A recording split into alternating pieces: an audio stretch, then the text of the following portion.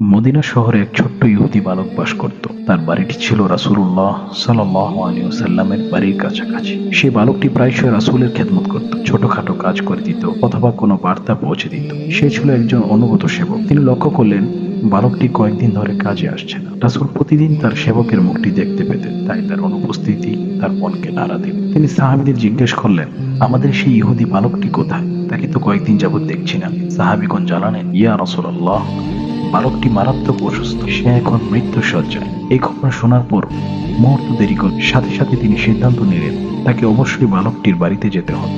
রাসূল যখন তার বাড়িতে প্রবেশ করলেন, বালকটি তখন মুমূর্ষ অবস্থায়। পাশে বসে আছেন তার বাবা, যিনি একজন ইহুদি ধর্মাবলম্বী। রাসূল তার শিয়রের কাছে বসলেন এবং অত্যন্ত নরম সুরে তাকে জিজ্ঞেস করলেন, হে বৎস, কেমন আছো? তোমার কেমন লাগছে?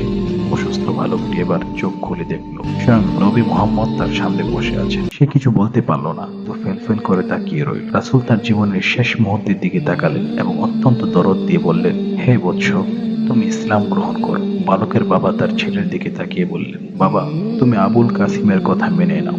বালকটি শেষ নিঃশ্বাস নেওয়ার আগে কালেমা পরে ঈমান গ্রহণ করল। তার মুখবয়বে দেখা দিল এক স্বর্গীয় প্রশান্তি। বালকটি ইন্তেকাল করার পর রাসূল ঘর থেকে বের হলেন।